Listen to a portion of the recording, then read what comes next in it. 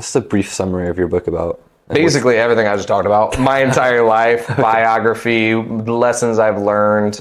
It's called From Fostercare to Millionaire. And so it's just like kind of going over a biography of my life and kind of what happened, the lessons that I've learned along the way. I talk about, stuff that happened in my childhood. Something I didn't talk about earlier in the story was going to foster care. So I talk about going to foster care, what that's like, the different lessons that I learned.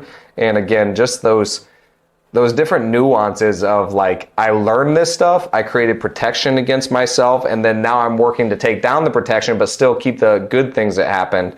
And that's an interesting balance. So yeah, that's basically a synopsis. I would also consider myself a pretty self-aware person.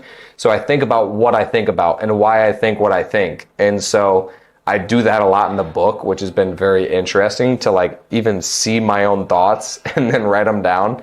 And then what I noticed was you have the same thoughts a lot. So I accidentally tell the same lesson twice in two different aspects, but we come back to the same thoughts.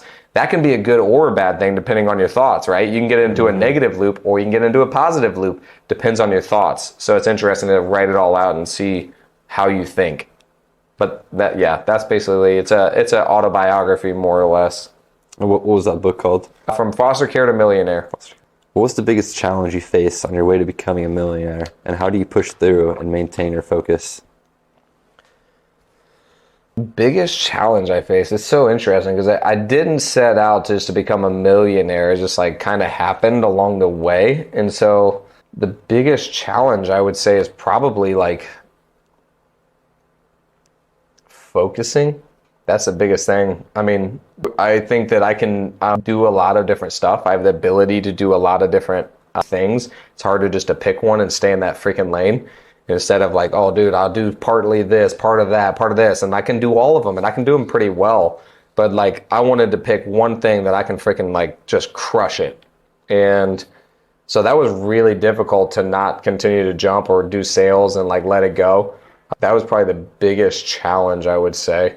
Other than that, I mean, a lot of the way that became a millionaire was honestly from rentals, cash out refinancing, which we showed Andrew how to do as well, which he just hit it like yesterday. Yeah, Wednesday. Yeah, which is pretty crazy. So yeah, most of the wealth was built off that. And then honestly, whenever we brought him on, it was funny because Andrew thought that whenever he first started working for us, that he thought that I was a millionaire. And I never said it. He just for some reason assumed it, which is kind of funny. I think my net worth was like $750,000. And then like whenever we started growing the company, that was when it just started going rapidly. I mean, it went really fast where like, I think I became a millionaire within like 5 or 6 months of bringing Andrew on, because it was just like, instead of focusing on 10 or 12 different things, I focused on like 5. And he was focused on the texting, the cold calling, all of the stuff that I showed him how to do. He was focused on that now. And so that was very helpful to take those 7 things off of my plate. He's focused on it. He's getting paid very well to do it. And then now I can focus on the other stuff, which is more like managerial style. And I continue to do that, and I'm continuing to figure that out. And what I would say for people who want to become a millionaire, and this is something that I teach all of our guys here, is look at the trajectory that you're on. What trajectory are you on right now? Because when I was in car sales, what I did was I looked year over year how fast my net worth was growing. I was finding out, okay, I'm making $150K a year.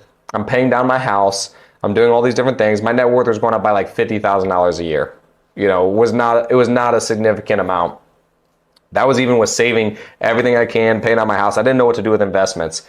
And so, one, you won't get rich by saving. That's something I told Andrew as well. And he finally started buying real estate. Whenever I started buying real estate and doing car sales, my net worth started going up by about $150,000 a year. So that was like, okay, another 100K, that's pretty cool. We were buying maybe 3 properties a year, like not a whole lot in the beginning. And then whenever I started the company, it went up by like $750K a year. Now it's going up by over $1 million a year. So it's like every year it's going up over $1 million a year now.